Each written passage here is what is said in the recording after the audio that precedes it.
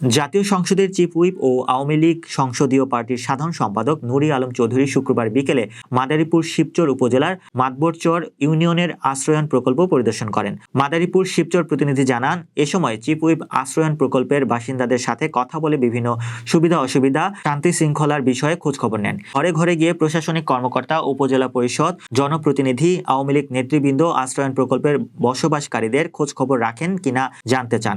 বসবাসকারী শিক্ষার্থীরা নিয়মিত স্কুলে যায় কিনা তারও খোঁজ খবর নেন চিফ হুইপ। চিফ হুইপকে পেয়ে বসবাসকারীরা রাস্তা, পানি নিষ্কাশনের ড্রেন নির্মাণ, টিউবওয়েলের পানির সমস্যার কথা জানান। তিনি তাৎক্ষণিকভাবে সংশ্লিষ্ট দপ্তর ও জনপ্রতিনিধিদের দ্রুত রাস্তা, ড্রেন নির্মাণ, টিউবওয়েল স্থাপনের নির্দেশ দেন। এ সময় উপজেলা চেয়ারম্যান ডক্টর মোহাম্মদ সেলিম, উপজেলা নির্বাহী কর্মকর্তা আব্দুল্লাহ আল মামুন, মাতবরচর ইউনিয়ন পরিষদ চেয়ারম্যান ফজলুল হক মুন্সি প্রমুখ উপস্থিত ছিলেন। চিফ হুইপ মতবিনিময় কালে বলেন, আশ্রয়ন প্রকল্পের মাননীয় প্রধানমন্ত্রী শেখ হাসিনার যারা অতিথি তাদের প্রশাসনিক কর্মকর্তা, উপজেলা পরিষদ, জনপ্রতিনিধি, আওয়ামী লীগ নেতৃবৃন্দ খোঁজখবর রাখেন কিনা তা দেখতে এসেছে।